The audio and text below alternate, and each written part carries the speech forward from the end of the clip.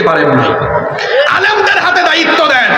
যদি এই দেশ কোরআনের আইন দিয়ে চলে, চুরেরা বাপ ডাকবে, চুরি আর করবে না। যদি কোরআনের আইন প্রয়োগ করা হয়, চোরকে ধরো আর কোরআনের শাস্তি তার হাত কাটো, এত শাস্তি লাগবে না। শুধু যশোরে একটা চুর পাওয়া গেলে এর হাত কেটে দিলে বাংলাদেশের বাকি জেলার সব চুরেরা সাইজ হয়ে যাবে। রাষ্ট্র পরিচালনা, দেশ পরিচালনা, এটা রসুলের জীবনে এই সুন্নত আছে না নাই?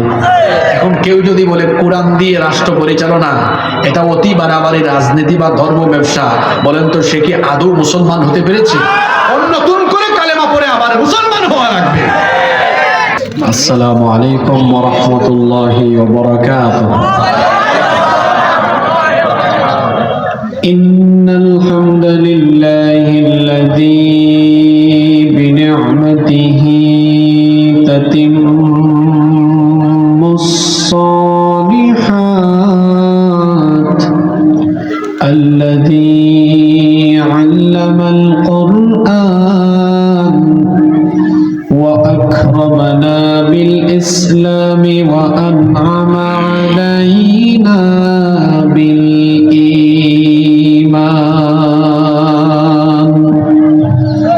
نستغفره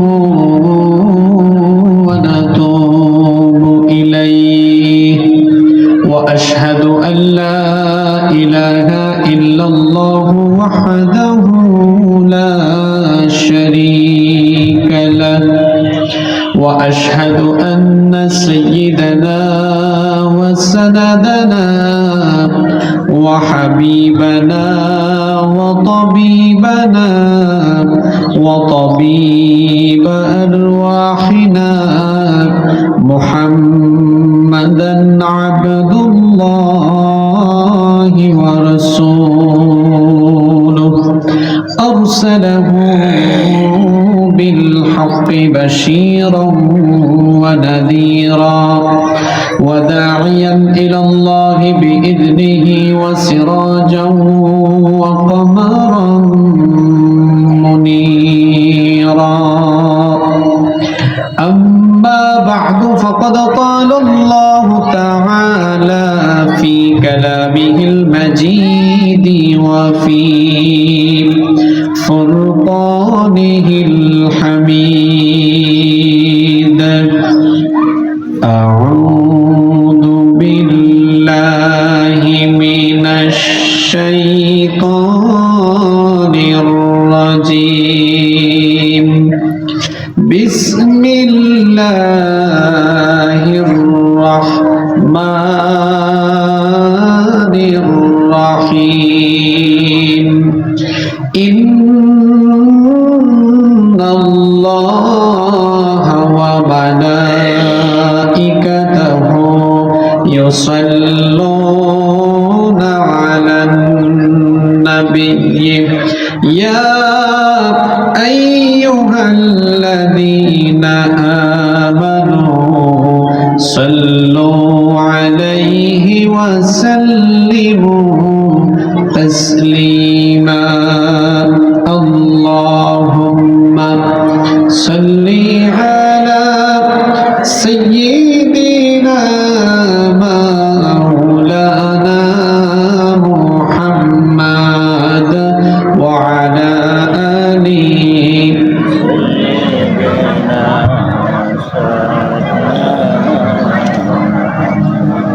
नहीं दो जहां में मिसाले मोहम्मद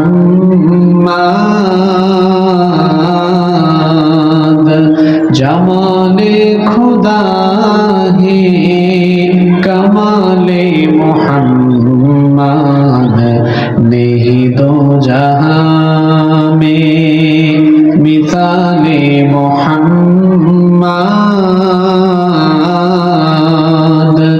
जमाले खुदा है कमाले मोहम्मद हृदय मोहम्मद. अल्लाहुम्मा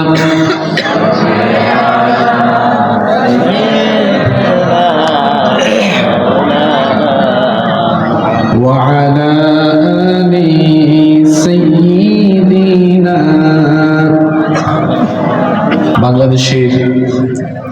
ঐতিহ্যবাহী যশোর জেলার অভয়নগর উপজেলায় অবস্থিত মথুরাপুর দাখিল ও হাফেজিয়া মাদ্রাসা জামে মসজিদ ও এলাকাবাসীর যৌথ ব্যবস্থাপনায় আয়োজিত আজকের এই ৬০তম বার্ষিক তাফসীরুল কোরআন মাহফিলের মুহতারাম শ্রদ্ধাভাজন সভাপতি, বিশিষ্ট আলেমে দ্বীন, ঐতিহ্যবাহী দ্বীনী বিদ্যাপীঠ ফাতিমাতুজ জোহরা রাদিয়াল্লাহু আনহা মহিলা মাদ্রাসার সম্মানিত সুযোগ্য সুনামধন্য মুহতামিম, উস্তাদুল আসাতিদা, উস্তাদুল উলামা, আমাদের শ্রদ্ধাভাজন জনাব হযরত মাওলানা আশিক ইলাহি সাহেব হাইয়াহুল্লাহ ওয়া আতালাল্লাহু উমরাহ ওয়া বারাকাল্লাহু ফি হায়াতিহি ونفع الله به الأمة وجعله الله من العباد المخلصين আমরা সবাই বলি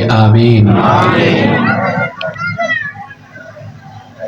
আজকের মাহফিলে বক্তব্য রেখেছেন বিশিষ্ট ইসলামী চিন্তাবিদ জনাব হযরত মাওলানা ওয়ালিউল্লাহ বরকতি সাহেব, বক্তব্য রেখেছেন আর অন্যান্য উলামায়ে কেরাম। আল্লাহ তাআলা সকলকে হায়াতান তাইয়্যিবা সিহহাতান কুল্লিয়া দান করেন, আমাদেরকে ইলমে আমলে আল্লাহ তারাক্কি দান করেন, আমরা সবাই বলি আমিন।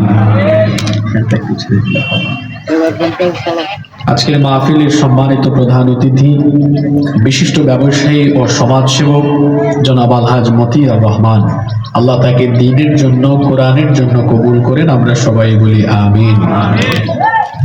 মঞ্চে বসা আসমানের তারকা সমতুল্য জাতির শ্রেষ্ঠ সন্তান, আমাদের শ্রদ্ধাভাজন মুআজ্জাজ উলামায়ে কেরাম,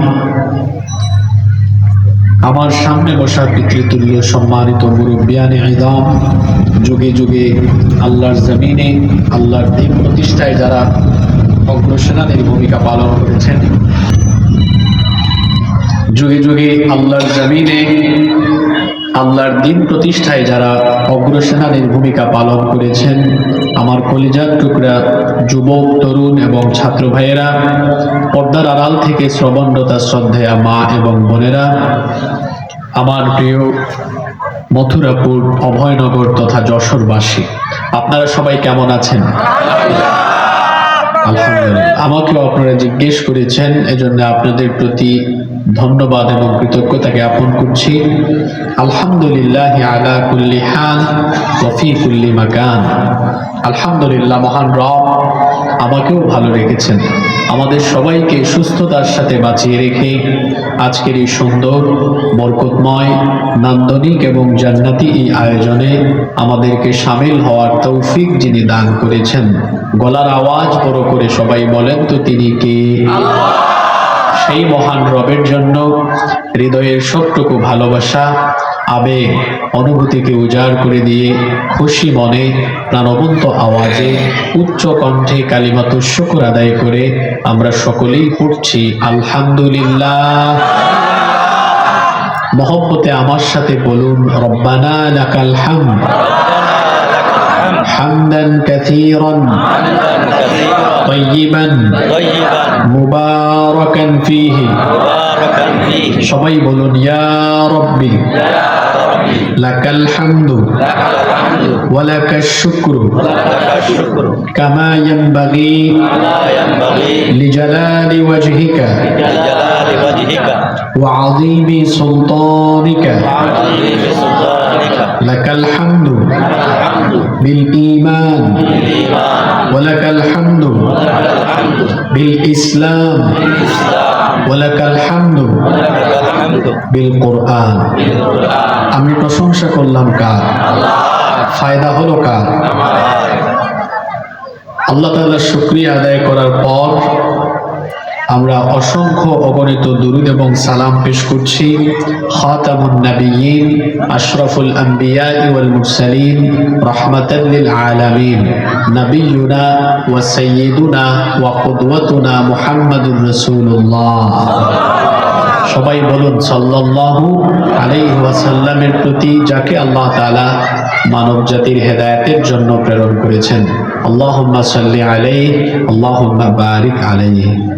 সম্মানিত উপস্থিতি, ঘড়ির কাঁটা থেমে নেই, সময় ফুরিয়ে যাচ্ছে।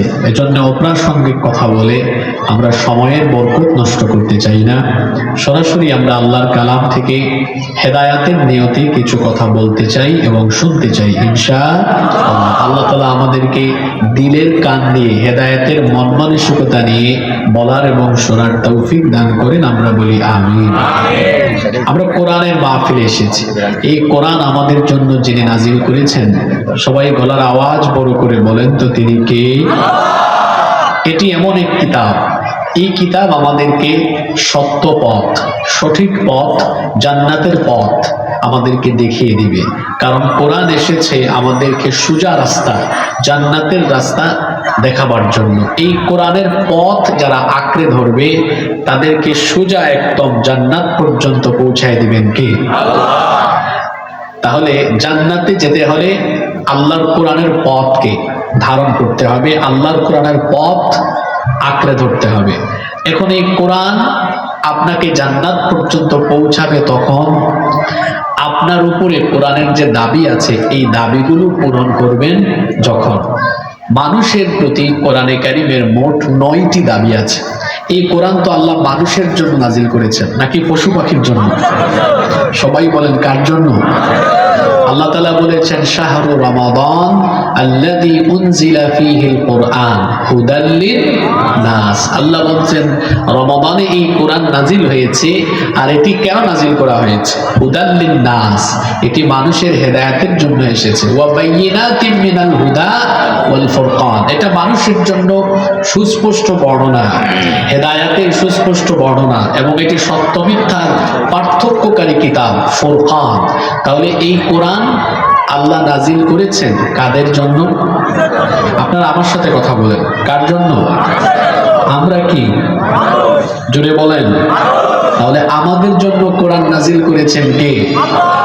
এই কোরআন কিয়ামতের দিন হয় আপনার পক্ষে থাকবে নইলে আপনার বিপক্ষে চলে যাবে। কোরআন আমাদের পক্ষে থাকুক, আমরা এটা চাই কি চাই না? আল্লাহর নবী বলেছেন আল কোরআন শাফিউন মুশাফফা। কোরআন হচ্ছে এমন এক শাফায়াতকারী গ্রন্থ যার শাফায়াত আল্লাহ কিয়ামতের দিন কবুল করবেন। আল্লাহু আকবার। এর শাফায়াত কারা পাবে? ফামান জাআলাহু কাদাহু ফামান জাআলাহু আমামাহু কাদাহু ইলাল জান্নাহ।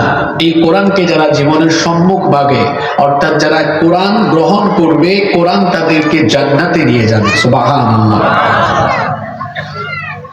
আর এই কোরআনকে যারা ওয়ামান জাআলাহু খালফাহু কাদাহু ইলান নার, কোরআনকে যারা মাইনাস করবে, জীবন থেকে পেছনে ফেলে রাখবে, কোরআন তাদেরকে জাহান্নামে নিয়ে যাবে। তাহলে বোঝা গেল কোরআনের পথ ধরলে জান্নাত, কোরআনের পথ ছেড়ে দিলে জাহান্নাম। আমরা জান্নাত চাই না জাহান্নাম চাই? আরো জোরে বলেন, জান্নাত না জাহান্নাম? কোরআনের পথ ধরতে হবে, কারণ কোরআন কিয়ামতের দিন সুপারিশ করবে কার দরবারে? আমরা কোরআনের সুপারিশ পেতে চাই কি চাই না? কোরআনের সুপারিশ পেতে হলে আপনার উপরে কোরআনের যে হক আছে এই হকগুলো আদায় করতে হবে। এখন সবচেয়ে গুরুত্বপূর্ণ প্রশ্ন হলো, আমাদের উপরে থাকা কোরআনের যে হক আছে এই হকগুলো আমরা কি আসলে পূরণ করতে পেরেছি? আমরা আগেই জবাব দিয়ে না, হ্যাঁ না। আগে তো আপনাদেরকে বুঝতে হবে। আসুন আমরা আজকে দেখে নিই এই হকগুলো আমরা পূরণ করতে পেরেছি কিনা। যদি আমাদের কোনো হক আদায় আমরা না করি, এখান থেকে আজকে সিদ্ধান্ত নিব আমি কোরআনের এই হক আদায় করব, তাহলে কিয়ামতে আমাদেরকে খুশি হয়ে জান্নাত দিবেন কে? চলেন আমরা শুরু করি। 1 নাম্বার, মনে রাখবেন আজকের আলোচনার শিরোনাম কোরআনের উপরে, মানুষের উপরে কোরআনের মোট দাবি কয়টা? 9টা। 1 নাম্বার, পরিপূর্ণ ঈমান আনা। পরিপূর্ণ ঈমান আনা অর্থাৎ ঈমান আনতে হবে এই কিতাব এটা মানুষের রচনা করা নয়। এই কিতাব যার তরফ থেকে এসেছে, জোরে বলেন তো তিনি কে? রব্বুল আলামিন বলছেন তানজিলাম মিম্মান খালাকাল আরদা ওয়াস সামাওয়াতিল উলা। তোমাদের মাথার উপরে সুউচ্চ আকাশ আর পায়ের তলার বিস্তৃত জমিন এত সুন্দর করে সৃষ্টি করেছেন যিনি, এই কোরআন তোমাদের জন্য নাজিল করেছেন তিনি। তাহলে কোরআন এটি কার বাণী? জোরে বলতে হবে, কার বাণী? কোরআন হলো কালামুল্লাহ। জোরে বলেন, কোরআন হচ্ছে কালামুল্লাহ, আল্লাহর বাণী। ঈমান আনতে হবে এটা আল্লাহর বাণী। আর পৃথিবীতে কোরআন ছাড়া অন্যান্য যত ধর্মীয় গ্রন্থ বা আসমানি গ্রন্থ নাজিল হয়েছে, আল্লাহ সেগুলোর হার্ড কপি নাজিল করেছেন। আপনারা হার্ড কপি আর সফট কপি বুঝেন তো, তাই না? বুঝেন না? মনে করেন একটা বইয়ের পিডিএফ আপনার কাছে আছে, হ্যাঁ, অনলাইনে বা আপনার ল্যাপটপে, আপনার ফোনে, তাহলে ওইটাকে হার্ড কপি না সফট কপি? Soft copy. তাওরাত, জাবুর, ইনজিল এগুলো হার্ড কপি নাজিল হয়েছে, কিন্তু কোরআন হার্ড কপি নাজিল হয় নাই, সফট কপি নাজিল হয়েছে। বুঝেন নাই এখনো? এই যে কোরআনের লেখাগুলো কি আল্লাহ লিখে দিয়েছেন? জোরে বলেন, আল্লাহ লিখে দিয়েছেন? এগুলো কোনো একটা প্রেস প্রিন্টিং থেকে ছাপা হয়েছে। কোরআন এর হার্ড কপি আল্লাহর কাছে। এটা কোথায়? বাল হুয়া কুরআনুম মাজিদ ফি লাওহিম মাহফুজ। এটা লাওহে মাহফুজে সংরক্ষিত। আপনারা বলবেন হুজুর, যেহেতু আল্লাহ লিখে দেন নাই, এখানে কি কোনো ভুল টুল আছে? নাউযু বিল্লাহি মিন যালিক। কোরআনে কারীমকে এত অথেন্টিক তরিকায়, এত বিশুদ্ধ তরিকায় এটাকে সংকলন করা হয়েছে যে এর ভেতরে কোনো ধরনের অসঙ্গতি প্রবেশ করার কোনো সুযোগই নাই। এটা রাসূলের যুগ থেকেই সংকলন শুরু হয়েছে, হিফজ এবং লেখার মাধ্যমে।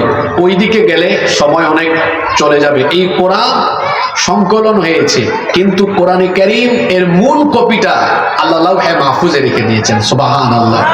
ঈমান আনতে হবে এর ভেতরে কোনো ভুল নাই, এবং এটা নাজিল করেছেন কে? এতটুকুতেই আপনার ঈমান খাঁটি হয়ে যাবে না। এজন্য আমি কথাটা বলেছি, পরিপূর্ণ ঈমান আনতে হবে। পরিপূর্ণ ঈমান আনার মানে হলো এই কথা বিশ্বাস করা যে আমার জীবনের প্রত্যেকটি দিক এবং বিভাগকে পরিচালনার জন্য সবকিছুর নীতি আদর্শ গ্রহণ করতে হবে যেই কিতাব থেকে। সেই কিতাবের নাম কি?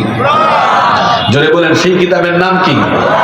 এখন কেউ যদি তার ব্যক্তি, পরিবার পরিচালনার জন্য কোরআন গ্রহণ করে, মসজিদ মাদ্রাসা পরিচালনার জন্য কোরআন গ্রহণ করে, কিন্তু তার সমাজ রাষ্ট্র পরিচালনার জন্য সে কোরআনকে গ্রহণ না করে যদি মনে করে যে কোরআন আমার সমাজ এবং রাষ্ট্র পরিচালনায় ব্যর্থ, তাহলে বলেন তো এই ব্যক্তি কি শতভাগ কোরআনের উপরে ঈমান এনেছে? জোরে বলতে হবে, এনেছে না? তাহলে এই জাতের মানুষ আমাদের সমাজে কম বেশ আছে না নাই? আপনি জুমার দিনে মসজিদে গেলে দেখবেন, যদি কোনো মসজিদের ইমাম সাহেব বলেন আমাদের এই মসজিদ কোরআনের আইনে চলবে, তখন সভাপতি, সেক্রেটারি, কোষাধ্যক্ষ, এমনকি মসজিদের সকল মুসল্লিরা হাত তুলে বলবে, হুজুর আমরা আপনার কথার সাথে একমত। হুজুর যদি এবার খুশি হয়ে পরবর্তী পয়েন্টে বলেন যে কোরআনের আইনে মসজিদ চলবে, সেই কোরআনের আইনে আমাদের সমাজ চলবে, আমাদের দেশ চলবে, একটু আগে খুশি হয়ে হাত তুলেছে যারা, এই লোকগুলো একটু আগে খুশি হয়ে হাত তুলেছে যারা, ইমাম সাহেবের চাকরি খাওয়ার জন্য এবার উঠে পড়ে লেগে যাবে তারা। বুঝলাম না? এই লোকটা একটু আগে কোরআনের আইন দিয়ে মসজিদ চলুক এটা চায়, কিন্তু কোরআনের আইন দিয়ে সমাজ আর দেশ চলুক এটা চায় না। কেন? কারণ কোরআনের আইনে সমাজ আর দেশ চললে এই লোকটা চুরি করতে পারবে না, ডাকাতি করতে পারবে না, দুর্নীতি করতে পারবে না, লুটপাট করতে পারবে না, রাহাজানি করতে পারবে না। এজন্য এক কথায় সংক্ষিপ্ত বাক্যে আমি বলি, অন্যায় আর অপরাধ জগৎকে নেতৃত্ব দেয় যারা, কোরআনের আইন প্রতিষ্ঠা হোক এটা চায় না তারা। তাহলে যারা সমাজ রাষ্ট্র পরিচালনায় কোরআনকে গ্রহণ করতে, মেনে নিতে অপারগ, বুঝতে হবে কোরআনের 1 নম্বর দাবিও তারা মেনে নিতে পারে নাই। কোরআনের 1 নম্বর দাবি হলো জীবন পরিচালনার সকল ক্ষেত্রে এই কোরআনকে গ্রহণ করে নেওয়া এবং এই বিশ্বাস অন্তরে রাখা, এটি হচ্ছে আমার জীবন পরিচালনার একমাত্র এবং চূড়ান্ত জীবন বিধান। এর বাহিরে আমার জন্য কোনো আদর্শ নীতি থাকতে পারে। এটা গেল 1। 2, আজকে তো মাহফিলে মা বোনরাও আছেন, এজন্য তাদের উদ্দেশ্য আমার কিছু কথা থাকবে। সময় কম থাকে, আমি পয়েন্টগুলো বলবো এবং পয়েন্টের সাথে যে কথাগুলো বলবো আপনারা মনে রাখবার চেষ্টা করবেন। আল্লাহ তৌফিক দান করেন। 2, আমাদের প্রতি কোরআনের 2 নাম্বার দাবি হলো এই কিতাব বিশুদ্ধভাবে তেলাওয়াত জানা, কোরআন তেলাওয়াত বিশুদ্ধ করে শিখা নফল না ফরজ? জোরে বলেন, নফল না ফরজ? আসলে আমাদের দিন এটা এমন এক দিন, এটা শুরু হয়েছে ইকরা দিয়ে, আবার কিয়ামত আরম্ভ হবে ইকরা দিয়ে। কিয়ামত আরম্ভ হবে কি দিয়ে? আচ্ছা, কোরআনের প্রথম শব্দটা কি? ইকরা। কিয়ামতের দিন আল্লাহ হাতে আমলনামা দিয়ে বলবেন, ইকরা কিতাবাকা কাফা বিনাফসিকাল ইয়াউমা আলাইকা হাসিবা। তোমার আমলনামা তুমি নিজেই পড়ো। ইসলাম হচ্ছে জ্ঞানের ধর্ম, জ্ঞান বিজ্ঞানের ধর্ম। পড়তে হবে আপনাকে। এই কোরআনে তো আল্লাহ তাআলা চাইলে প্রথমে নামাজের আয়াত নাজিল করতে পারতেন, পারতেন না? জোরে বলেন, পারতেন কিনা? যাকাত, জিহাদ, রোজা বা বিভিন্ন বিষয়ের আয়াত আল্লাহ চাইলে যে কোনো বিষয়ে আয়াত নাজিল করতে পারতেন কিনা? কিন্তু এতগুলো বিষয় বাদ দিয়ে আল্লাহ তাআলা প্রথম শব্দটা নাজিল করলেন ইকরা, মানে পড়ো। তাহলে ইসলামে আগে প্রথম বলা হয়েছে পড়ার ব্যাপারে, অর্থাৎ যে কিতাব আল্লাহ দিয়েছেন, প্রথম আদেশ দিয়েছেন এই কিতাব পড়তে হবে। জোরে বলেন, কি করতে হবে? কেমনে পড়বেন? আপনার মন যেভাবে চায় সেভাবে পড়বেন? আপনারা কি শুনতেছেন? এই যে সকল পোলাপাইন বাদাম খাচ্ছ, বাদাম খাও, খায়া খায়া শুনো। এগুলো তোমাদের উদ্দেশ্যে, তোমাদের মতো বয়স যাদের 15, 16, 18, 20 বছর, এগুলো তোমাদের জন্য জরুরি। যাদের বয়স হয়ে গিয়েছে ওনারা কিছুদিন পরে হয়তো চলে যাবেন, কিন্তু তোমাদের হায়াত থাকলে আরো লম্বা সময় থাকবে। এই কোরআন আঁকড়ে না ধরলে তোমার জীবন নষ্ট হয়ে যাবে। তাহলে কোরআনের প্রথম আদেশ ইকরা, পড়ো। এখন কিভাবে পড়বেন? আপনার মন যেভাবে চায় সেরকম? রব্বুল আলামিন কোরআনুল কারীমের ৭৩ নম্বর সূরা সূরাতুল মুজাম্মিলের ৪ নম্বর আয়াতে পড়ার ধরন, পড়ার নিয়ম কানুন সম্পর্কে বলে দিলেন, ওয়ারাত্তিলিল কুরআনা তারতিলা। তারতিল সহকারে, অর্থাৎ তাজবিদের নিয়ম কানুন প্রয়োগ করে তাহসিন, বিশুদ্ধতার সাথে সুন্দরতম পদ্ধতিতে কোরআন পড়তে হবে। আদেশ দিয়েছেন কে? জোরে বলেন, কে? আমার দেশে এখন কিছু কোরআন শরীফ বের হয়েছে, দেখবেন ব্র্যাকেটের মধ্যে বাংলা উচ্চারণ দেওয়া থাকে। আর হুজুর অনেক চালাক পোলাপাইন আছে, এরা কোরআন শেখে না। কয় হুজুর আমরা তো কোরআন পড়তে পারি। বললাম কেমনে পারো? এই যে বাংলা উচ্চারণ দেওয়া আছে না, আমি বাংলা উচ্চারণ দেখে দেখে কোরআন পড়ে ফেলি। এখন আপনারা আমাকে বলেন তো, বাংলা উচ্চারণ দেখে যদি কেউ কোরআন পড়তে যায়, তাহলে কি অক্ষরগুলোর প্রোনাউন্সিয়েশন, যেটাকে আরবিতে বলা হয় মাখরাজ, মাখরাজগুলো কি যথাযথ জায়গা থেকে উচ্চারণ করা সম্ভব? জীবনেও সম্ভব না। যেমন কলু, এই শব্দ বাংলায় লিখতে হবে কালু। হাদা, এটা হবে হাজা। এভাবে আল্লাহ আমাকে মাফ করুন, শুধু আপনাদেরকে বোঝানোর জন্য বলছি। মনে করেন কোরআনের আয়াত হলো قالوا هذا الذي رزقنا من قبل وأتوا به متشابها। এখন বাংলা ব্র্যাকেটে যদি থাকে লেখা, তাইলে এটার উচ্চারণ হয়ে যাবে এরকম, কালু হাজাল্লাযী রুজিকনা মিন কাবলু ওয়া উতু বিহি মুতাশাবিহা ইন্না লিল্লাহি ওয়া ইন্না ইলাইহি রাজিউন। একটা অক্ষরের মাখরাজ ঠিক আছে? এই যে কালু হয়ে গেছে কালু। ও ভাই, আরবিতে 7টা অক্ষর আছে, উচ্চারণ মোটা হয়। সদ, দদ, ত, দ, খ, গইন এবং কফ। এই কলু হয়ে গেছে আপনার বাংলায় কালু। তাহলে প্রথম অক্ষরটা উচ্চারণ হইল না। হাদা, এই যে রা, রার উচ্চারণটা কিরকম হয়? জিহ্বার আগাকে দাঁতের আগায় লাগিয়ে হয়, কিন্তু আপনি বাংলা দেখে পড়ছেন হাজা। আপনার তো তিলাওয়াতের 12টা বেজে গেল। তাহলে বলেন তো, মন যেভাবে চায় সেভাবে কি কোরআন পড়লে হবে? হবে না। উস্তাদ লাগে, উস্তাদ। উস্তাদ ছাড়া কিছু শেখা যায় না। আপনি কোনো একজন আলেমের তত্ত্বাবধানে কোরআন শিখবেন, এটা হলো আপনার উপরে কোরআনের 2 নম্বর হক, এই কোরআন শেখা। কিন্তু এই বাংলাদেশে আমরা বলি 90% মানুষ মুসলমান, কিন্তু সত্য কথা হলো বাংলাদেশে যত মানুষ মুসলমান আছে, আমার তো মনে হয় 85 থেকে 86% মুসলমান হবে এমন, যারা বিশুদ্ধ করে এখনো কোরআন পড়তেই পারে না। আছে না এরকম? উনি তো বিশুদ্ধ করে কোরআনও পড়তে পারে না। নামাজে দাঁড়ায় বলে আলহামদুলিল্লাহি রাব্বিল আলামিন। নাউজুবিল্লাহ, আল্লাহ আমাকে মাফ করেন। এটা কি আলহামদু? আলহামদু, আলাম তারা কাইফা ফাআলা রাব্বুকা বিআসহাবিল ফিল, এভাবে পড়েই যাচ্ছে দিনের পর দিন, দিনের পর দিন এভাবেই পড়ছে। আমার অনেক বাবারা আছেন, বয়স হয়ে গিয়েছে, ছোটবেলা থেকে কোরআন শিখে নাই, গাফলতি করেছে।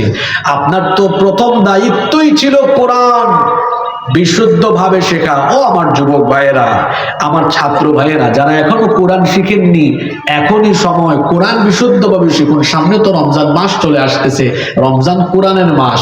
আমরা অনেকে রমজান মাসে খুব তেলাওয়াত করি, কিন্তু তেলাওয়াত সহি হয় না। মনে রাখবেন, কোয়ান্টিটি দিয়ে আল্লাহকে খুশি করা যায় না। কোয়ান্টিটি অর্থাৎ ইবাদত বেশি দিয়ে আল্লাহকে খুশি করা যায় না। কোয়ালিটিফুল ইবাদত যদি অল্প হয়, এতে খুশি হয়ে যান কে?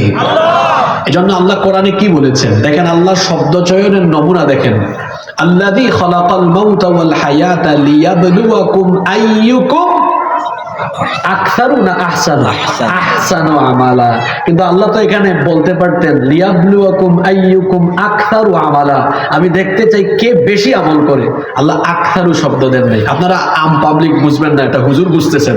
আল্লাহ বলছেন আহসানু আমালা, কে কত উত্তম আমল করতে পারে। আল্লাহ বেশি আমল চান না, আল্লাহ উত্তম আমল চান। সুবহানাল্লাহ।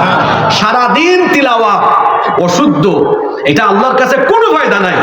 আর 2 মিনিট শুদ্ধ করে কোরআন পড়েছে, আল্লাহ খুশি হয়ে যাবেন। সুবহানাল্লাহ। তাহলে কোয়ান্টিটি গুরুত্বপূর্ণ না কোয়ালিটি? জোরে বলেন। আল্লাহর রাসূল একবার সাহাবীদের সামনে বললেন, শোনো, বনি ইসরাইলের এক আবেদের কথা শোনো। ইন্নার রাজুলা লা ইউসাল্লি 60 সানাতান ফালা ইউকবালা লাহু। আল্লাহ রাসূল বললেন, এক ব্যক্তি একটানা 60 বছর 60 ইয়ার্স নামাজ আদায় করেছে, কিন্তু তার 1 রাকাত নামাজও আল্লাহ কবুল করেন নাই। সাহাবীরা অবাক, এত বছর নামাজ পড়লো, তার নামাজ আল্লাহ 1 ওয়াক্ত কবুল করলেন না, কেন? তখন নবীজি বললেন, এই লোকটা নামাজ আদায় করেছে, কিন্তু নামাজের তারতিব ঠিকঠাক মতো ছিল না, তিলাওয়াত সহি ছিল না, এমনকি ওয়ালা ইউতিম্মু রুকুআহা ওয়ালা সুজুদাহা ওয়ালা খুশুআহা, তার রুকু সাজদা পরিপূর্ণভাবে আদায় করতো না, নামাজে কোনো খুশুও ছিল না। তার মানে বোঝা গেল, অশুদ্ধ তিলাওয়াত দিয়ে আপনি যদি নামাজ আদায় করেন, এই নামাজ যুগের পর যুগ চলবে, কিন্তু এই নামাজের কোনো ফায়দা আল্লাহর দরবারে হবে।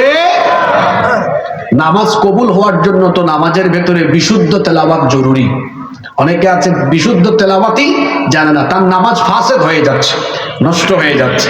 আমার সম্মানিত বাবারা, প্রিয় যুবক ভাইয়েরা, এই কথাগুলো মনোযোগ দিয়ে শুনে রাখবেন। বিশুদ্ধ করে কোরআন না শেখার পরিণতি হলো মারাত্মক পরিণতি 3টা। জোরে বলেন কয়টা?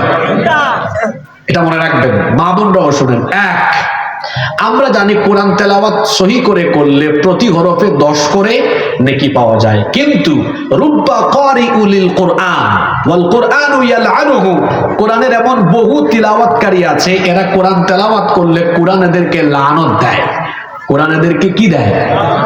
আচ্ছা, কোরআন তেলাওয়াত করলে তো সওয়াব পাওয়ার কথা, লানত পায় কেন? কারণ এই ব্যক্তি হক আদায় করে কোরআন তেলাওয়াত করে না। তাহলে অশুদ্ধ তেলাওয়াতের প্রথম ক্ষতি হলো সওয়াব পাবেন না, উল্টা শুধু কোরআন কি দিবে? জোরে বলেন, লানত দিবে। 2, বিশুদ্ধ করে কোরআন তেলাওয়াত না জানলে আপনার নামাজ বাতিল হয়ে যাবে, নামাজ নষ্ট হয়ে যাবে, লাহনে জালির পর্যায়ে চলে যাবে। যদি আপনি কোরআন ভুল করে পড়েন, আপনার মাখরাজ যদি ঠিক না থাকে, লাহনে জালি হয়ে যাবে না, নামাজ নষ্ট হয়ে যাবে। 3, দুনিয়ায়ও শান্তি পাবেন না, আখিরাতেও শাস্তি থেকে বাঁচতে পারবেন না। এবার এই আয়াত ভালো করে খেয়াল করুন, আল্লাহ তাআলা কি বলছেন? যারা দুনিয়াতে কোরআন না শিখে দুনিয়া থেকে বিদায় হবে, তাদের জন্য আল্লাহ তাআলা দুনিয়া এবং আখিরাতে মোট শাস্তি রেখেছেন 3টা। জোরে বলেন কয়টা? রব্বুল আলামিন কোরআনুল কারীমের 20 নম্বর সূরা সূরাতুত তাহা এর 124 নম্বর আয়াত থেকে বলছেন, ওয়ামান আরাদা আন যিকরি ফাইন্না লাহু মাঈশাতান দানকা ওয়া নাহশুরুহু ইয়াওমাল কিয়ামাতি আমা। আল্লাহ তাআলা বলছেন, যারা আমার উপদেশ সম্বলিত এই কিতাব থেকে মুখ ফিরিয়ে নিবে, ফাইন্না লাহু মাঈশাতান দানকা, নিশ্চয়ই আমি তাদের জীবনকে সংকীর্ণ করে দিব। মুফাসসিরিনে কেরাম এই মাঈশাতান দানকার ব্যাখ্যায় দুইটা অর্থ দিয়েছেন। একটা অর্থ তারা দিয়েছেন এই ব্যক্তির জীবনের সুখ শান্তি কেড়ে নিয়ে আল্লাহ তার জীবনকে অশান্ত এবং বিপন্ন বানিয়ে তুলবেন। বলেন তো সুখ শান্তি দেওয়ার মালিক যিনি, তিনি কে? এই আয়াত আপনারা সমাজের মানুষের সাথে মিলাবেন, সত্যি দেখবেন যারা কোরআন শিখেনি, যাদের জীবনে কোরআন নাই, এদের জীবনে কোনো সুখ শান্তি নাই। কারণ এদের সুখ শান্তি যিনি কেড়ে নিয়েছেন তিনি কে? এক নাম্বার শাস্তি হলো তার সুখ শান্তি দুনিয়ার কেড়ে নেওয়া হবে। মুফাসসিরিনে কেরাম মাঈশাতান দানকার ব্যাখ্যায় দুই নাম্বার অর্থ দিয়েছেন এই লোকটা যখন দুনিয়া ছেড়ে চলে যাবে, তাকে যখন কবরে রেখে আসা হবে, তার কবরটাও তার জন্য সংকীর্ণ হয়ে যাবে। কবরের মধ্যে জায়গা হলো মাত্র 3.5 হাত। জুড়ে বলেন কয় হাত? কোরআন না শিখে কবরে যায়েন না, পরিণতি বড় ভয়াবহ হবে। যখন আপনাকে সেই কবরে নামিয়ে লোকজন চলে আসবে, সেই 3.5 হাত কবর আপনার জন্য আরো বেশি সংকীর্ণ হয়ে যেতে থাকবে। সংকীর্ণ হতে হতে সংকীর্ণ হতে হতে দুই পাশের মাটি আপনার দেহকে এমন ভাবে চেপে ধরবে, এক পাশের পাজরের হাড্ডি গিয়ে অন্য পাশের পাজরে এভাবে ঢুকে যাবে। এই রকম করে শাস্তি চলতে থাকবে ইলা ইয়াউমিল কিয়ামা, কিয়ামত দিবস পর্যন্ত এই রকম শাস্তি চলবে। কার হুকুমে? এরপরে 3 নাম্বার শাস্তি হলো একদিন তো ইসরাফিলের সিংহারে ফুৎকারে কিয়ামত হবে। এরপরে মানুষ কবর থেকে উঠতে থাকবে। কিন্তু কোরআন না শিখে যারা দুনিয়া থেকে বিদায় হয়েছে, কিভাবে তারা কবর থেকে উঠবে? আল্লাহ বলছেন ওয়া নাহশুরুহু ইয়াউমাল কিয়ামাতি আমা, আর হাসরের মাঠে তাদেরকে কবর থেকে অন্ধ অবস্থায় তোলা হবে। কি অবস্থায়? কিন্তু দুনিয়া থেকে এই লোকটা অন্ধ ছিল? দুনিয়াতে অন্ধ ছিল না। অভয়নগরে বাড়ি ছিল, চতুর্দিকে ফসলের সমারোহ, সবজি আর সবজি, তরকারি আর তরকারি, নিয়ামত আর নিয়ামত, সরিষা আর সরিষা। এত ভালো ভালো খাবার দাবার খায়া কি নাদুস নদুস শরীর নিয়ে, সুন্দর চক্ষু নিয়ে চলাফেরা করেছে। কিন্তু কিয়ামতের ময়দানে অন্ধ হয়ে হাসরের মাঠে উঠবে। তখন কোরআন না শিখা এই লোকগুলো আল্লাহর কাছে অভিযোগ করে বলবে, রব্বি লিমা হাশারতানি আমা ওয়া ক্বাদ কুনতু বাসীরা, রব আমাকে তুমি অন্ধ করে দিয়েছো কেন? আমি তো দুনিয়াতে থাকা অবস্থায় অন্ধ ছিলাম না, আমি তো চক্ষুষ্মান ছিলাম। তাহলে তুমি কেন আজ আমাকে অন্ধ করে কবর থেকে উঠালে? আল্লাহ তখন বলবেন কাযালিকা আতাতকা আয়াতুনা ফানাসিতাহা ওয়া কাযালিকাল ইয়াউমা তুনসা, তোমার কাছে না আমার কিতাব কোরআন ছিল, তোমার ঘরে ছিল, তোমার বাড়িতে ছিল, তুমি তো সবকিছু দেখলা কিন্তু কোরআন দেখলা না, এজন্য তোমাকে অন্ধ বানিয়েছি। আর শোনো, দুনিয়াতে থাকা অবস্থায় তুমি আমার কিতাবকে ভুলে গিয়েছিলে, এই জন্য ওয়া কাযালিকাল ইয়াউমা তুনসা, আজ হাসরের মাঠে তোমার মতো গোলামকে আমি আল্লাহ ভুলে গেলাম। আল্লাহু আকবার। আল্লাহ যদি বলেন আমি তোমাকে ভুলে গেলাম, এই লোকটার নাজাত হওয়ার কি কোনো সম্ভাবনা আছে? জোরে বলেন আছে? হ্যাঁ, যুবক ছেলেরা শুনতেছেন আপনারা? আল্লাহর ক্ষমা থেকে বঞ্চিত হয়ে আল্লাহর শাস্তি উপভোগ করা লাগবে। শুধু তাই নয়, কিয়ামতের দিন বাঁচার জন্য আমার নবীর সুপারিশের দরকার আছে না নাই? যারা কোরআনকে জীবনে মাইনাস করে দিবে, কোরআনের শিক্ষা অর্জন করবে না, কোরআন বিশুদ্ধভাবে শিখবে না, পড়বে না, বুঝবে না, মানবে না, এই কপাল পোড়া লোকগুলো কিয়ামতের দিন আল্লাহর নবীর সুপারিশ থেকেও বঞ্চিত হবে। আল্লাহ তাআলা কোরআনে কারীমের 25 নম্বর সূরা সূরাতুল ফুরকানের 30 নম্বর আয়াতে বলছেন ওয়াকালার রাসূলু ইয়া রাব্বি ইন্না কওমি ইত্তাখাযু হাযাল কুরআনা মাহজুরা, রাসূল সেদিন কিছু লোকদের বিরুদ্ধে আল্লাহর কাছে অভিযোগ করে বলবেন ইয়া রাব্বি, হে রব, ইন্না কওমি ইত্তাখাযু হাযাল কুরআনা মাহজুরা, নিশ্চয়ই আমার উম্মতের এই লোকগুলো কোরআনকে পরিত্যাগ করেছে, আমিও তাদেরকে পরিত্যাগ করলাম। রসুল যদি কারো থেকে মুখ ফিরায় নেন, এই লোকটাকে কেউ আর বাঁচাতে পারবে? যদি বলেন পারবে? নবীজির সুপারিশ লাভের জন্য এবং মহান আল্লাহর ক্ষমা প্রাপ্তির জন্য আমাদেরকে দুনিয়াতে থাকা অবস্থায় বিশুদ্ধভাবে কোরআন শিখার দরকার আছে না নাই? জোরে বলেন আছে না নাই? যারা শিখেন নাই, আজকে থেকে, আগামীকাল না, আজকে থেকে শুরু করবেন, যার কাছে গিয়ে সম্ভব হয়। যদি কোরআন না শিখে দুনিয়া থেকে বিদায় হয়, আল্লাহর কসম, দুনিয়ায় লাঞ্ছনার জীবন পাবেন, আখিরাতে শাস্তি থেকে কেউ আপনাকে বাঁচাতে পারবে? জান্নাত কি আপনার মামু বাড়ি যে এত সোজা জান্নাতে ঢুকবেন? কোরআন সুপারিশ করবে, শর্ত আছে, কোরআনের দাবি পূরণ করতে হবে। কয়টা দাবির কথা বললাম? দুইটা এখনো বলেছি। এক নাম্বার পূর্ণাঙ্গ ঈমান আনা, দুই বিশুদ্ধ করে আল্লাহর কালাম শিখা, তিন আপনি তো শিখে ফেললেন, তিন নাম্বার দায়িত্ব হলো এবার বেশি বেশি কোরআন তেলাওয়াত করা। কারণ কোরআন তেলাওয়াত বেশি বেশি করে করলে ঈমান আরো তাজা হয়। ঈমান বাড়িয়ে দেন কে? এজন্য বেশি বেশি কোরআন তেলাওয়াত করবেন। নিজেদের বাড়িটাকে এমন বানাবেন, এমন বাড়ি বানাবেন, আনতা জাআলাল বাইতা মাকানাল লিযিকরিল্লাহ, আপনার বাড়িকে আল্লাহর জিকিরের ঘর বানিয়ে ফেলবেন, যেখানে বেশি বেশি করে কোরআন তেলাওয়াত হবে। আল্লাহর নবী বলেছেন, লা তাজআলু বুয়ুতাকুম মাকাবির, তোমরা তোমাদের ঘরকে কবর বানিয়ে ফেলো না, বাড়ির মধ্যে বেশি বেশি কোরআন তেলাওয়াত করো।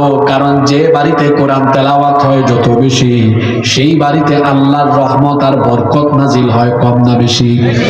যে বাড়িতে কোরআন তেলাওয়াত হয় না, সেই বাড়ি শয়তানের আড্ডাখানায় পরিণত হয়ে যায়।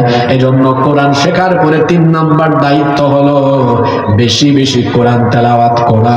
কারণ কোরআন তেলাওয়াত করলে মনের সকল টেনশন, অশান্তি, দুশ্চিন্তা দূর করে দিয়ে হৃদয়টাকে যিনি প্রশান্ত করে দেন তিনি কে?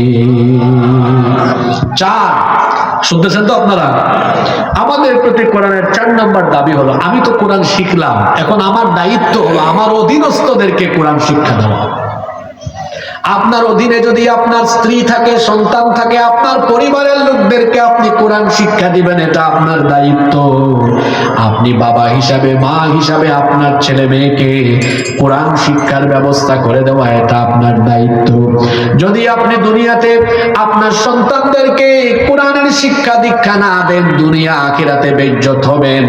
যদি আপনার সন্তান কোরআনের শিক্ষা না পায়, এই সন্তানের চরিত্র যদি খারাপ হয়, দুনিয়াতে কুসন্তানের কারণে মানুষ আপনাকে নানা ধরনের আজে বাজে কথা বলবে, দুনিয়াতে লাঞ্ছনার জীবন পাবেন। আর আখিরাতে দেখা যাবে এই সন্তানগুলো আপনার বিরুদ্ধে আল্লাহর আদালতে দাঁড়াবে, বলবে, আল্লাহ আমার আব্বা আম্মাকে আমার সামনে এনে দাও। আল্লাহ বলবেন, কেন? তোমার আব্বা আম্মাকে তুমি খোঁজার কারণ কি? এই সন্তান তখন বলবে, আল্লাহ আজকে আমি জাহান্নামী হলাম, কারণ আমার আব্বা আম্মা আমাকে কোরআন শেখায় নাই। আমার বাবা মা হলো সবচেয়ে বড় অপরাধী, এদেরকে আমার সামনে আনো। আল্লাহ বলবেন, সামনে আনলে কি করবা? এই সন্তানগুলো তখন বলবে, নাজালহুমা তাহতা আকদামিনা লিয়াকুনা মিনাল আসফালিন, আমার আব্বা আম্মা দুজনকে আমার পায়ের তলে ফেলে দিব, পদদলিত করে তারপরে আমি জাহান্নামে যাব। তাহলে বোঝা গেল, নিজের কলিজার টুকরা সন্তানদেরকে কোরআনের শিক্ষা না দিলে দুনিয়া আখিরাতে লস আছে না নাই? কিন্তু সন্তানদেরকে আপনি কোরআন শিখান, দুনিয়াতেও সম্মানিত হবেন, আখিরাতেও সম্মানিত হবেন। আপনি যখন আপনার সন্তানকে কোরআন শিখাবেন, এটা যখন সচ্চরিত্রবান হবে, ভালো মানুষ হবে, দিকে দিকে মানুষ আপনার সন্তানের প্রশংসা করবে, আপনার জন্য দোয়া করবে, আপনার হৃদয়টা ভরে যাবে, মুখটা প্রশান্তিতে ভরে যাবে। আখিরাতেও আপনার ইজ্জত বাড়িয়ে দিবেন কে? আল্লাহ বলবেন, কোরআনওয়ালা সন্তানদের পিতা মাতাকে ডেকে আনো। আল্লাহ ফেরেশতাদেরকে বলবেন, কোরআনওয়ালা সন্তানদের পিতা মাতার মাথার মধ্যে নূরের মুকুট পরিধান করিয়ে দাও। দুনিয়ায়ও সম্মান, আখিরাতেও সম্মান আছে না নাই? তাহলে আমাদের প্রতি কোরআনের 4 নম্বর দাবি হলো আমাদের অধীনস্থদেরকে কোরআন শিক্ষা দিতে হবে। 5 নম্বর দাবি হলো যথাসম্ভব যতটুকু পারেন ততটুকু কোরআন মুখস্থ করবেন। আমাদের আমাদের সমাজে কোরআন মুখস্থ করার দায়িত্ব আমরা হাফেজি মাদ্রাসার ছাত্রদেরকে দিয়েছি, আর আমরা মাত্র 10টা সূরা মুখস্থ করার দায়িত্ব নিয়েছি। ওই যে আল্লাহকুমুত তাকাতুর, অনেকে এইটাও পারে না। আলাম তারা কাইফা ফাআলা রাব্বুকা বিআসহাবিল ফিল, এই সূরা থেকে কুল আউযু বিরাব্বিন নাস, এই সূরা পর্যন্ত মুখস্থ। বাদবাকি কোরআনের অন্যান্য পারা বা অন্যান্য সূরা থেকে কোনো আয়াত আর পারে না। বলেন তো এই রকম মুসলমান আমার সমাজে কম না বেশি? তো কোরআন কি শুধু হাফেজি মাদ্রাসার ছাত্ররা শিখবে নাকি? আপনার কি দায়িত্ব নয়? যত পারেন কোরআন তত মুখস্থ করবেন। এই যে আমাদের দেশে স্কুল কলেজ আছে, মাদ্রাসা আছে, এগুলাকে যদি একমুখী করা হতো, একমুখী শিক্ষা করা যেত, ইন্টারমিডিয়েট পর্যন্ত সবাই একমুখী পড়াশোনা করবে, সেখানে বাংলা, ইংরেজি, গণিত, সমাজ বিজ্ঞান, পৌরনীতি, অর্থনীতি সবকিছুই থাকবে, কিন্তু সবার জন্য প্রত্যেক ক্লাসে 4টা সাবজেক্ট বাধ্যতামূলক: কোরআন, হাদিস, আরবি, আকাইদ এবং ফিকহ। এই 4টা বিষয় যদি সাবজেক্টে ইনক্লুড করা থাকতো, তাহলে আমার দেশে এত পড়ালেখা করে, দেখেন না অনেকে এত পড়ালেখা করে চোর হয়, ডাকাত হয়, এটা হলো তার শিক্ষা ব্যবস্থায় তার নৈতিক চরিত্র উন্নত করবার জন্য কোনো শিক্ষা না থাকার কারণে সে এই শিক্ষা নেওয়ার পরেও শিক্ষিত হলেও চরিত্রবান হতে পারেনি। আর যে শিক্ষা মানুষকে চরিত্রবান বানাতে পারে না, এই শিক্ষা শিক্ষা নয়, এই শিক্ষার নাম কুশিক্ষা। আচ্ছা দেখুন তো, কথাগুলো খেয়াল করে শুনেন। যদি সিলেবাসটা এইরকম হতো, প্লে নার্সারি যেগুলো ফাউন্ডেশন স্টেজ, এখানে তাকে আদব আখলাক, বিভিন্ন দোয়া শিক্ষা দেওয়া হবে। ক্লাস 1, 2 এই 2 ক্লাসে তাকে নাজেরা এবং ওই যে কায়দা ছিপারা আছে না, এটা শেষ করা হবে। ক্লাস 3-তে 1 বছর বিশুদ্ধ করে কোরআন শেখানো হবে। এরপরে 4, 5, 6, 7, 8, 9, 10 কয়টা ক্লাস? 7টা ক্লাস। কয়টা হইলো? 7টা। এই 7টা ক্লাসে প্রত্যেক বছর তাকে 4 পারা প্রতি ক্লাসে হিফজ করার দায়িত্ব দেন, যে তোমাকে পরীক্ষাও দিতে হবে, ভাইবা পরীক্ষা। আচ্ছা, প্রত্যেক বছর যদি 4 পারা করে হয়, 1 পারায় পৃষ্ঠা থাকে মাত্র 20টা, তো 4 20-এ কত? 80 পেজ। 1 বছরে আমাদের দেশের ছেলেরা মেয়েরা যে ব্রিলিয়ান্ট, 80 পৃষ্ঠা মুখস্থ করা, এটা কি কঠিন কিছু? তাহলে দেখা যেত একটা ছেলে বা মেয়ে এসএসসি বা দাখিল যখন পাশ করে, তখন তার 28 পারা কোরআন মুখস্থ। ইন্টারমিডিয়েটে গিয়ে ফার্স্ট ইয়ারে আরো 2 পারা করলো, সেকেন্ড ইয়ারে গিয়ে একটু দাওরা মারলো। তাইলে দেখা গেল ইন্টারমিডিয়েট শেষ। এরপরে যে ডাক্তার হবে এমবিবিএস এ যাক, যে ব্যারিস্টার হবে, অ্যাডভোকেট হবে এলএলবি-তে যাক, যে মুফাসসির হবে সে তাফসীর ডিপার্টমেন্টে যাক, যে হাদিস নিয়ে গবেষণা করবে মুহাদ্দিস হবে হাদিস ডিপার্টমেন্টে যাক, অথবা দাওয়া ডিপার্টমেন্টে যাক, আদব, আরবি ভাষা আছে, আরবি সাহিত্য আছে, তারপরে যে ইঞ্জিনিয়ার হবে ইঞ্জিনিয়ারিং ডিপার্টমেন্টে যাক, তারপরে যে বিবিএতে পড়বে বিবিএতে যাক, এভাবে ডিপার্টমেন্ট এরপরে ভাগ হলো, তারপরে অনার্স মাস্টার্স সে করলো। এইভাবে যদি আমাদের কারিকুলাম সেট করা থাকতো, তাহলে দেখা যেত ডাক্তার কিন্তু হাফেজ ডাক্তার, ইঞ্জিনিয়ার কিন্তু হাফেজ ইঞ্জিনিয়ার, দেখা যেত চার্টার্ড অ্যাকাউন্টেন্ট, ব্যাংকার হাফেজ ব্যাংকার, দেখা যেত বিচারপতি হাফেজ বিচারপতি, হাফেজ ডিসি, হাফেজ এসপি, হাফেজ ওসি। গোটা বাংলাদেশে দেখতেন পড়ালেখা শেষ করে যারা রাষ্ট্রীয় দায়িত্বে বসে, দেখা যেত চোর বাটপার না, এর পরিবর্তে সবগুলো চেয়ারে আল্লাহর ওলি পাওয়া যেত। আমাদের সমস্যা হলো শিক্ষা ব্যবস্থায় কোথার থেকে ধরে ধরে এনে কোন কোন লোকগুলোকে বসানো হয়। এই যে রাখাল রাহা নামে এক ব্যক্তি, তাকে নিয়ে খুব আলোচনা হচ্ছে, আল্লাহর শানে আজে বাজে কথা বলেছে। এই ধরনের লোক অতীতেও বাংলাদেশে শিক্ষা ব্যবস্থায় দেখা যায়, শিক্ষা কারিকুলামে, সংস্কারে, সিলেবাস প্রণয়ন বা পাঠ্যপুস্তক প্রণয়নে এই ধরনের বস্তা পচা, মগজ পচা লোকদেরকে যখন জাতির সর্বোচ্চ জায়গায় বসানো হবে, তখন একটা জাতি ধ্বংসের খাদে গিয়ে পড়বে। আপনারা তো 54 বছর ধরে শিক্ষা ব্যবস্থা ভালো করে প্রণয়ন করতে পারেন নাই। আমরা চেয়ে নিচ্ছি, আমাদের আলেমদের হাতে দেন, দায়িত্ব আমাদেরকে দেন, 10 বছরে আমরা বদলাই দিব। দায়িত্ব চেয়ে নিলাম আমরা, আমাদের আলেমদের হাতে দেন। কি মনে করছেন হুজুররা শুধু কোরআন হাদিস জানে? একবার দিয়ে দেখেন না, সব পাল্টায় দিবে ইনশাআল্লাহ। বুদ্ধিজীবী ওদেরকে বানাইছে। মুস আছে, দাড়ি নাই, মাথার চারপাশে চুল আছে, মাঝখানে নাই। এদেরকে বানাইছে কি? বুদ্ধিজীবী। মাঝখানে তো এক বুদ্ধিজীবী। সিলেবাস চেঞ্জ এই কি বলে, শিক্ষা ব্যবস্থা আধুনিক করতে করতে ও আবার আমাদের সিলেটে একটা ইউনিভার্সিটিতে একটা ডিপার্টমেন্টের প্রফেসর, সে গবেষণা করে পাইছে বুদ্ধিজীবীর ঘরের বুদ্ধিজীবী মানুষ নাকি বান্দরের জাত। তো আমি তখন তাকে বলেছিলাম, আমাদের পূর্বপুরুষ মানুষই, তোর পূর্বপুরুষ যদি বান্দর হয়, তুই এক কাজ কর, মানুষের সমাজ ছেড়ে দিয়ে সুন্দরবনে গিয়ে তোর জাতিবাই বান্দর খুঁজে বান্দরের সাথে বসবাস কর, আমাদের কোনো আপত্তি নাই। সম্মানিত উপস্থিতি, কোরআন যথাসাধ্য মুখস্থ করুন। খুব সহজ, কোরআন মুখস্থ করা সহজ করেছেন কে? যদি সহজ না হতো আমাদের দেশের ছেলেমেয়েরা কোরআন মুখস্থ করতে পারতো? আর অনেকে আছে মাদ্রাসার ছেলেদেরকে মনে করে এরা কি জানে। মাদ্রাসার ছেলেদের মতো মেধাবী স্কুল কলেজেও এত মেধাবী আপনি খুঁজে পাবেন না। আমি এটা চাপাবাজি করি নাই। শোনেন, একটা কলেজের ছাত্রকে ওই খুলনা বিশ্ববিদ্যালয়ের একটা ছেলেকে আনেন বা কুয়েট থেকে একটা ছেলেকে আনেন, তাদের প্রত্যেক সেমিস্টারে অনেকগুলা বই আছে না একাডেমিক, তাকে বলেন তুমি কি তোমার এতগুলা বই থেকে কোনো একটা বই একদম প্রথম পাতা থেকে শেষ পাতা পর্যন্ত মুখস্থ শোনাতে পারবা? আপনাদের কি মনে হয় পারবে? আমি তো স্কুলে পড়েছি, আমি স্কুলে পড়েছি, মাদ্রাসায় পড়েছি, বিশ্ববিদ্যালয়েও পড়েছি, সব জানা আছে, মোটামুটি সব দেখছি। ওরা তো সাজেশন খুঁজে স্যারদের কাছে, স্যার একটু যেগুলো পরীক্ষা আসবে ওগুলা বলে দেন, ওইগুলাই শিখে। আপনি ধরে আনেন, তার 7টা 8টা বই আছে, একটা বইও পুরাটা শোনাতে পারবে না। এই যে এই মাদ্রাসায় হাফেজি মাদ্রাসা আছে, আজকে 2টা ছেলেকে পাগড়ি দেওয়া হয়েছে, তারে বলেন তুমি এই যে এত বড় কোরআন, এই যে বিশাল কোরআন, মোট 611 পৃষ্ঠা আছে, তুমি কি এই পুরা কোরআনটা প্রথম পাতা থেকে শেষ পাতা পর্যন্ত 611 পৃষ্ঠা শোনাতে পারবে? আপনাদের কি মনে হয়?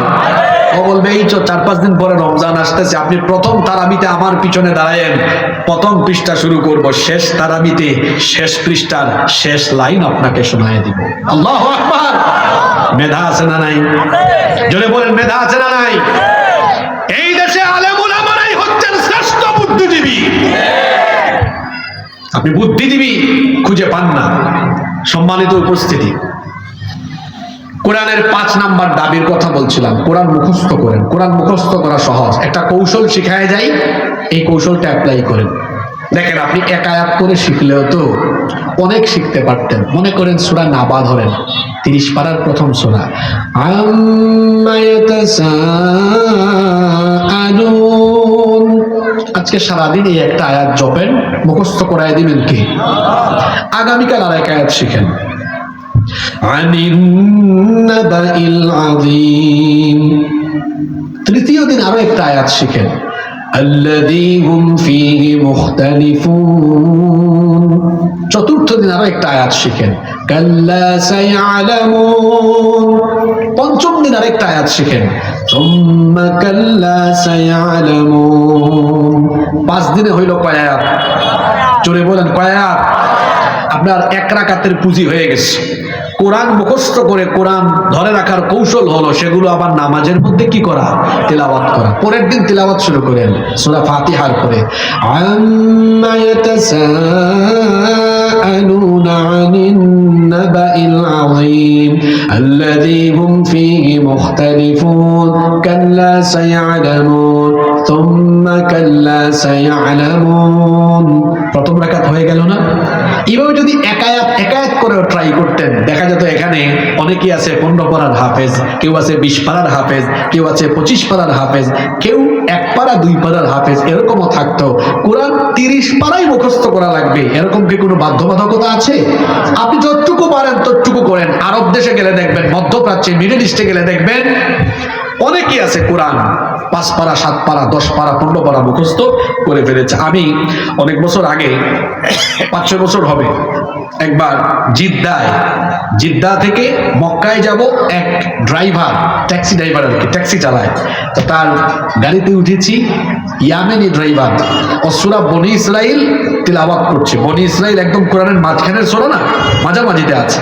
তো আমি তাকে জিজ্ঞেস করলাম, হাল আনতা হাফিজুল কোরআন, আপনি কি কোরআনের হাফেজ? বলে না। আমি বললাম, হাফেজ না হলে একদম কোরআনের মাঝখান থেকে এত সুন্দর তেলাওয়াত কেমনে করো? কয়, আমি ড্রাইভিংও করি আর যখন সময় পাই তখন কোরআন মুখস্থ করি, করতে করতে অর্ধেকের বেশি আমার মুখস্থ হয়ে গেছে। সুবহানাল্লাহ। তো সে পারে, আমরা চাইলে কি পারবো না? চাইলে পারবেন। আল্লাহ সবাইকে তৌফিক দেন। তাই 5 নম্বর দাবি, কোরআন যথাসাধ্য কি করা? মুখস্থ করা। 6, কোরআন বুঝার চেষ্টা করা। তুতা পাখির মতো কোরআন আমরা পড়ি বলে দেখা যায় কোরআনের সাথে আমাদের জীবনের কোনো মিল নাই। কারণ কোরআন আমরা শুধু পড়ি কিন্তু বুঝি না। আমার দিকে তাকা, এখানে একটা কৌশল আপনাদেরকে শেখায় যায়। ঘরের মধ্যে তো লক্ষ লক্ষ টাকার ফার্নিচার ঢুকিয়েছেন, 3-4 হাজার টাকা খরচ করে বাংলা অনুবাদ করা এক সেট তাফসির কিনে ঘরে রাখেন। এখন বাংলা অনুবাদ করা অনেক তাফসির আছে, যেমন তাফসির ইবনে কাসিরও আছে, মারিফুল কোরআন আছে, জিলালুল কোরআন আছে, তাফসির ইবনে কাসির আছে, তাফসিরে জালালাইন আছে। এগুলো সব বাংলা অনুবাদ করা বাজারে পাওয়া যায়, কিনে এনে ঘরে রাখেন। আচ্ছা বলেন তো, প্রত্যেকদিন মাত্র 5টা আয়াত অর্থ সহ পড়া, ব্যাখ্যা সহ পড়া, এটা কি খুব বেশি সময় লাগবে? না, সর্বোচ্চ 15-20 মিনিট। শোনেন, জীবনে কোনো পরিকল্পনা নাই তো এই জন্য পারেন না। প্রতিদিন যদি 5 আয়াত করে অর্থ ব্যাখ্যা সহ পড়েন, আমি ক্যালকুলেটর থেকে হিসাব করে বলতেছি, কোরআনে 6000-এর উপরে আয়াত আছে। 5 আয়াত করে পড়লে ক্যালকুলেটরে হিসাব করে দেখবেন পুরা কোরআন একবার শেষ করতে আপনার মাত্র 4 বছর সময় লাগবে। কত বছর? 5-এর জায়গায় 10 করেন তো, ডেইলি 10 আয়াত করে পড়েন, তাইলে কত বছর? 2 বছর। 20 আয়াত করে পড়েন 1 বছর। 40 আয়াত করে পড়েন 6 মাস। 80 আয়াত করে পড়েন 3 মাস। 160 আয়াত করে পড়েন 1.5 মাস। তার মানে আপনি চাইলে রমজান মাসেও গোটা কোরআন একবার শেষ করতে পারবেন। 180 বা 85 আয়াত করে পড়েন, শেষ। আমাদের পরিকল্পনা নাই। আমি এত লম্বা প্ল্যান দিব না। 5 আয়াত করে পড়েন 4 বছর, 10 আয়াত করে পড়েন 2 বছর, 20 আয়াত করে পড়েন 1 বছর। 5, 10 বা 20 প্রত্যেক দিন। আচ্ছা, আমি 5 বা 10-এই থাকলাম। 5 বা 10 আয়াত অর্থ ব্যাখ্যা সহ পড়া কি আমাদের জন্য খুব কঠিন কিছু? জোরে বলেন, কঠিন কিছু? সকালবেলা এই কাজটা করেন না। ফজরের নামাজ থেকে আসছেন, আমার দিকে তাকান, শিখে যান এগুলা। আপনার বউ, বাচ্চা, এদেরকে নিয়ে বসেন, আসো আমরা একটা কোরআন বৈঠক করি। আপনি আপনার ওয়াইফকে বলেন, ধরো বউ, তুমি একটু তিলাওয়াত করো, 2 আয়াত পড়ো। তিনি তিলাওয়াত করলেন, বাকিরা শুনলেন। ছেলেকে দেন, বাবা তুমি 2 আয়াত পড়ো। মেয়েকে দেন, তুমি 2 আয়াত পড়ো। শেষ। আমার কাছে দাও, এবার আপনি নিয়ে তর্জমা করেন। তর্জমা করার পরে এবার বলেন, আচ্ছা এই যে 5 আয়াত আমরা তিলাওয়াত করলাম, তর্জমা করলাম, বউ তুমি বলো তো কি বুঝছো? ছেলে মেয়েকে বলেন তুমি কি বুঝছো? সবাই বললো, লাস্টে আপনি একটা ফিনিশিং দেন। নিজেদের ঘরে যদি এভাবে আমরা কোরআন তালিমের আয়োজন করতাম, আমার মনে হয় প্রত্যেকটা ঘর এক একটা মাদ্রাসায় পরিণত হয়ে যাবে।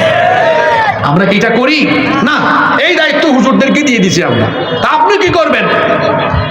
যদি আমাদের ঘরগুলোতে এরকম কোরআন বৈঠক থাকে, আল্লাহর কসম এক একটা ঘর আল্লাহর রহমত আর বরকতের খনিতে পরিণত হয়ে যাবে।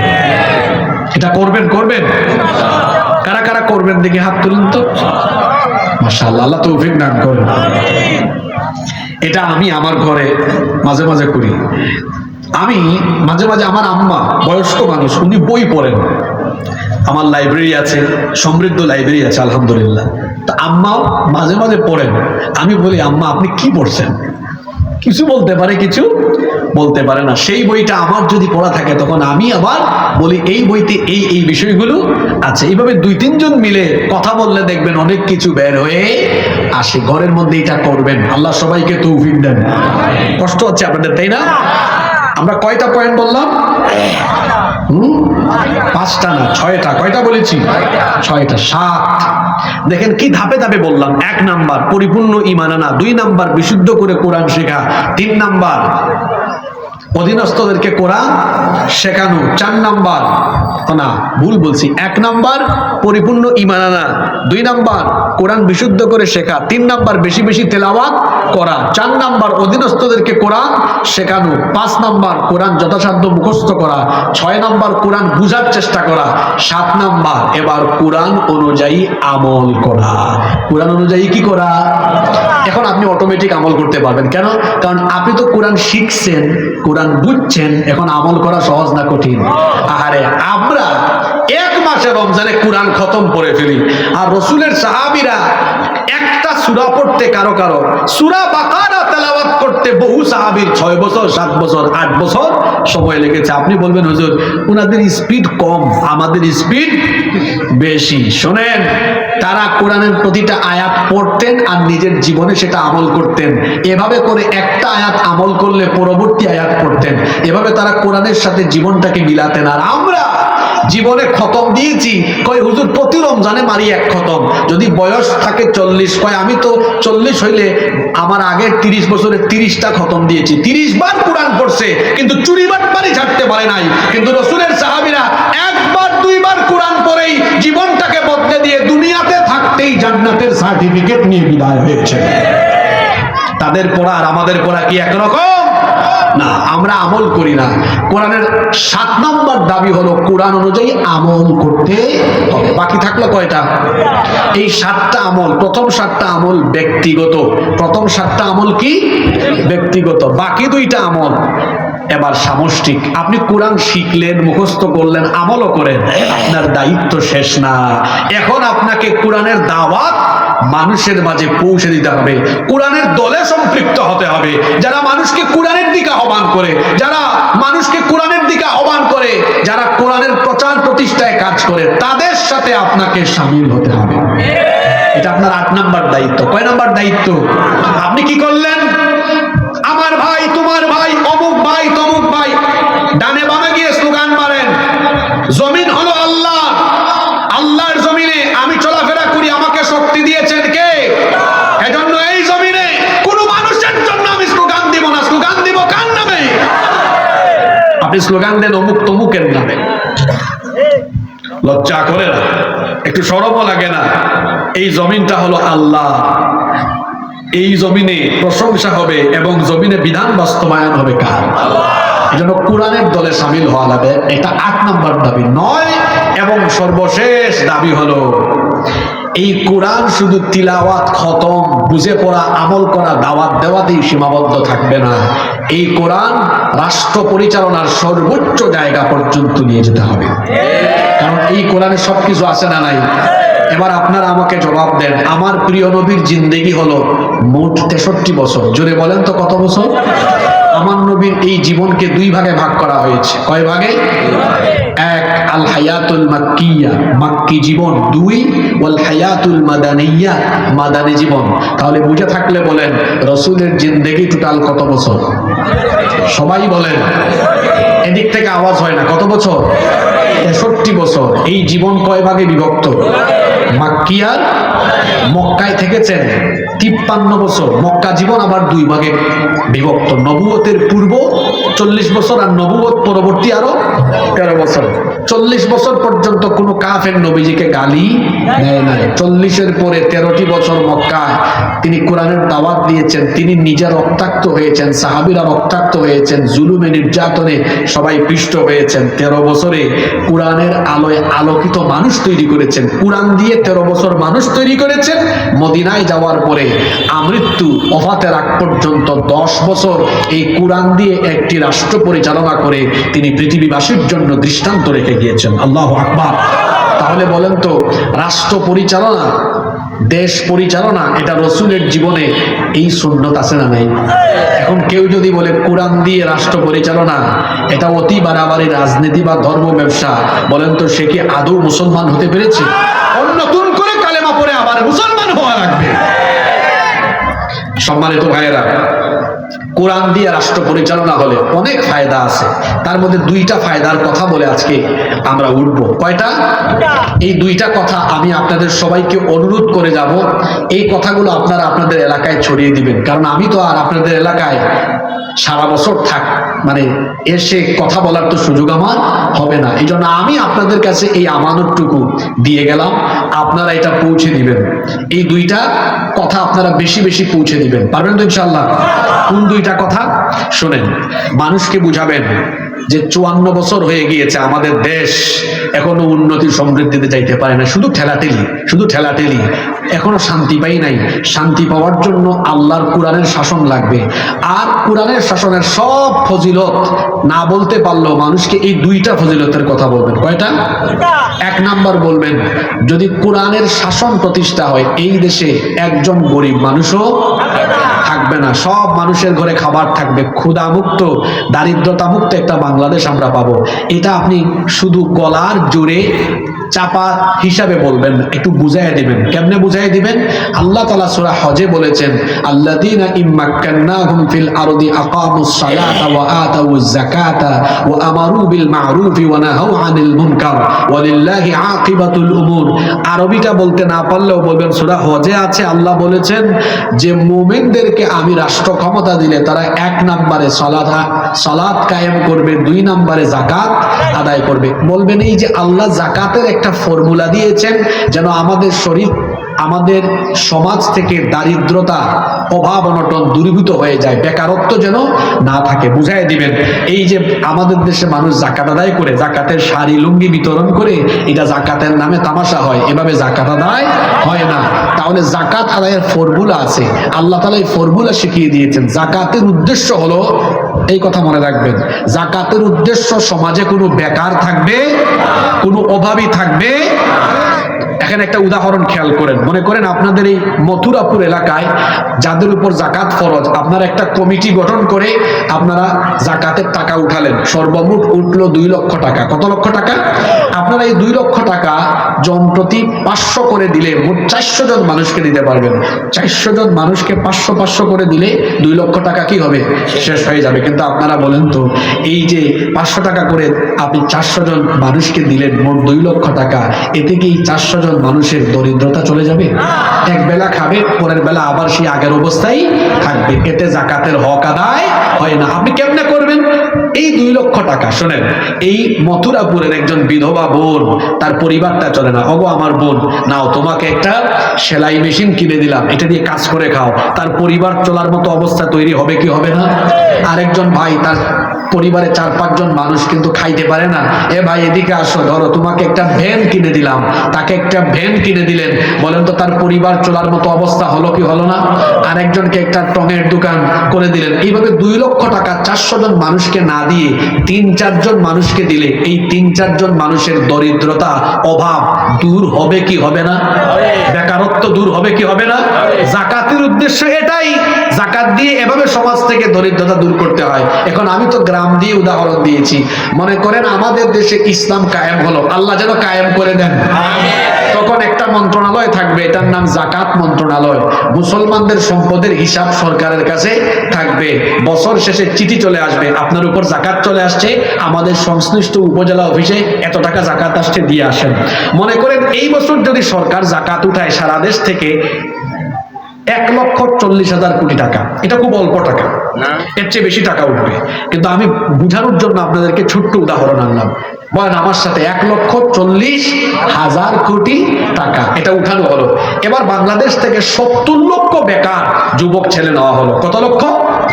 জুড়ে বলেন, কত লক্ষ?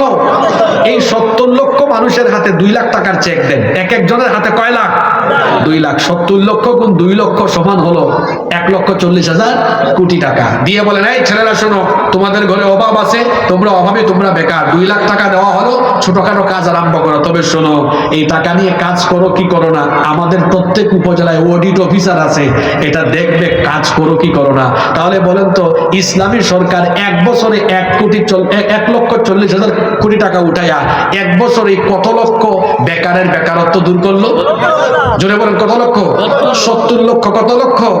এইরকম করে যদি 10 বছর যাকাত সুন্দর করে আদায় করে বেকারত্ব দূরীকরণে এই কাজগুলো করা যায়, আপনারাই বলেন 10 বছর পরে বাংলাদেশে কোনো গরিব থাকবে?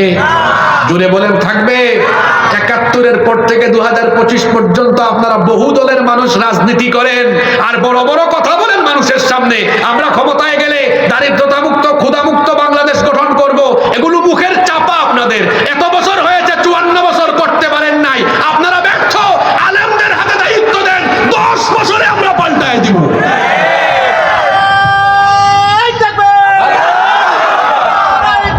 স্লোগানটা থামান। এই যে কথাগুলো বললাম, স্লোগানের চাইতে আমার এই বক্তব্যগুলো আমানত হিসেবে মানুষের কাছে পৌঁছায় দেবেন। পারবেন? বলেন তো, যে ফর্মুলার কথা বললাম পুড়ে গেছে নাকি কিছু? পুরা গন্ধ আসতেছে। আচ্ছা, এই ফর্মুলা যদি চলমান থাকে, আপনারা বলেন কোনো গরিব থাকবে না। তাহলে দারিদ্র মুক্ত বাংলাদেশের জন্য আমরা কোরআনের শাসন চাই কি চাই না? চাই কি চাই না? এখন কি হয়ে গেছে? না আচ্ছা, আমি কি আর 2 মিনিট সময় পাবো? আমি বলছিলাম কোরআনের শাসনের 2টা ফায়দা আছে। কয়টা ফায়দা? এক, কোন অভাব অনটন দেশে, এটাকে আমি চাপাবাজি করে গেলাম না বাস্তবিক? চাপাবাজি না বাস্তব কথা? পৃথিবীতে এরকম যুগ আসে নাই? আসছে।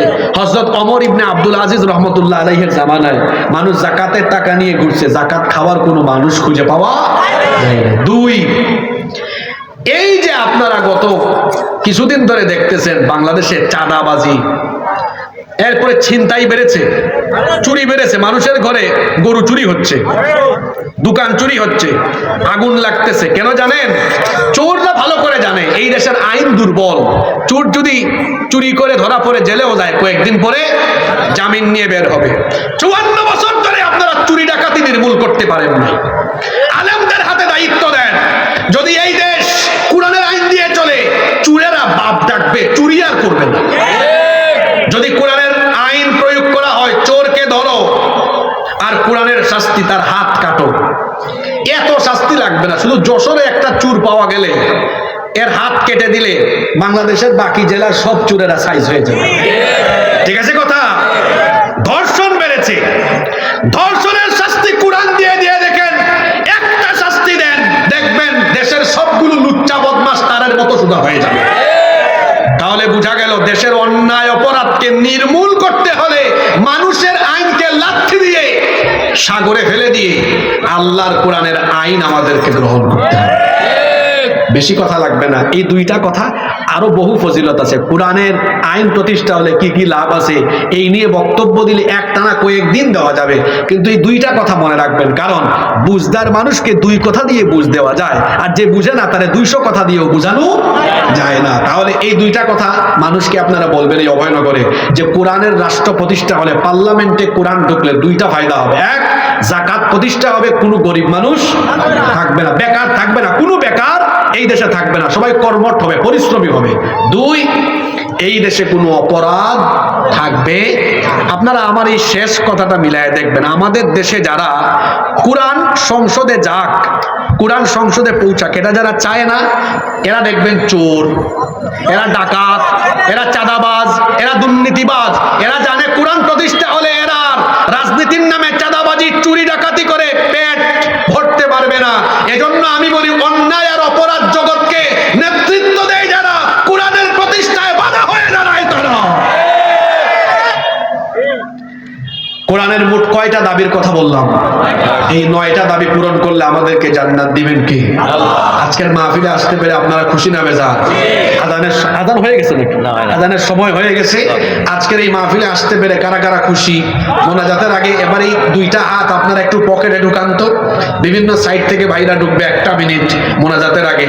আপনারা একটু এই মাদ্রাসা, এরপরে মসজিদের খেদমতে আপনারা 2টা হাত একটু প্রশস্ত করে ডানের হাত বাড়িয়ে দিবেন। এখানে কি কোনো ব্যাগ রাখা হয় নাই? ড্রাম রাখা আছে, মাথায় 2টা ড্রাম দেওয়া, মাথায় 2টা ড্রাম রাখা আছে। আমরা দিয়ে যাব ইনশাআল্লাহ। আমরা মুখতাসার দোয়া করে ফেলি। আল্লাহুম্মা আমিন। রব্বানা যালামনা আনফুসানা ওয়া ইন লাম তাগফির লানা ওয়া তারহামনা লানাকুনান্না মিনাল খাসিরিন। রব্বুল আলামিন, আমরা দীর্ঘ সময় ধরে কোরআন হাদিস থেকে আলোচনা করলাম। আল্লাহ, আমরা যারা হাত তুলেছে আমাদের জীবনের সবার গুনাহ মাফ করে দাও, আমাদের আব্বা আম্মাকে ক্ষমা করে দাও। আল্লাহুম্মা গফিরলি ওয়া লিওয়ালিদাইয়া ওয়া কুর রাব্বিরহামহুম